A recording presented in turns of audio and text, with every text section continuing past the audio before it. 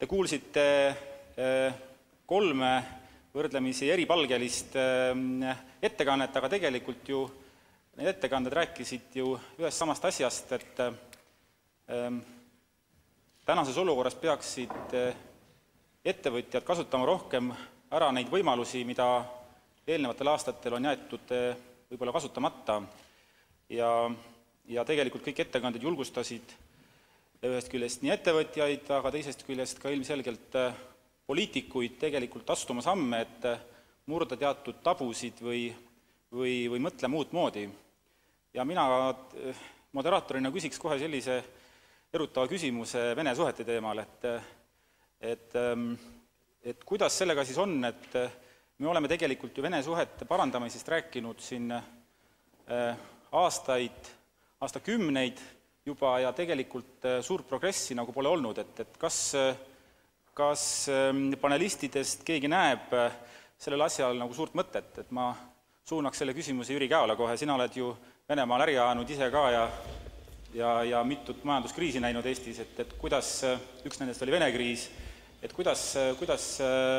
sellesse võiks ühiskond ja ettevõtjad ja poliitikud eelkõige suhtuda? Aitäh. Eks Eesti-Vene suhted on nagu selline hell teema tegelikult Eestis ju kogu aeg olnud ja kõik need reeglina ettevõtjad, kes on Eesti-Vene suhete teema nagu üles võtnud, neid on juba kahtlustatud nii-öelda riigi reetmises või selle ettevalmistamises. Aga kui vaadata natukene laiemalt ja tugineda nüüd sellele, mida nii-öelda välispoliitika õpikud kirjutavad ja välispoliitika korüfeed räägivad, siis kõik me teame, et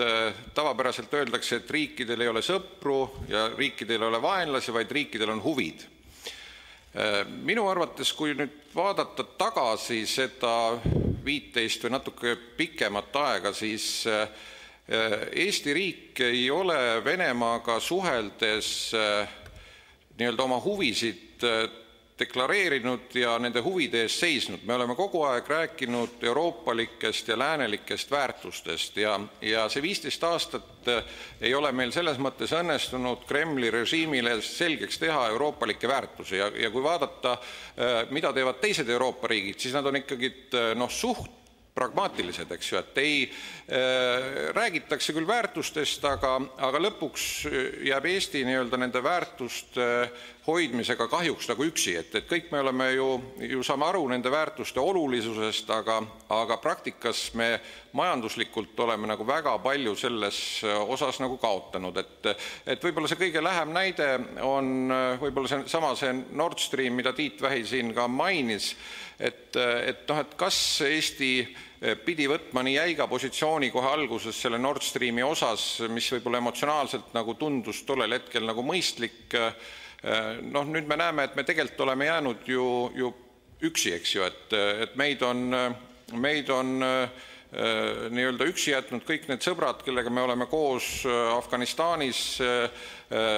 Iraagis, muudel missioonidel, nad on kõik meid ühel või teisel põhjendusega ikkagi üksi jätnud, nii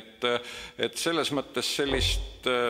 Kremli režiimi ei õnnestu Eestil nii pisikesel riigil väärtushinnangute osas muuta ja me võiksime nagu minu meelest võiks Eesti välispoliitika Vene suhtes olla nagu selline pragmaatilisem, säilitades selgelt meie enda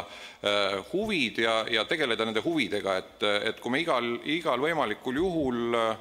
meenutame neile läänelikke ja euroopalikke väärtusi, siis see majanduslikult on meile kindlasti nagu kahjulik. Ma ei tahaks siinkohal öelda, et me ei tohiks nendest rääkida, eks ju, aga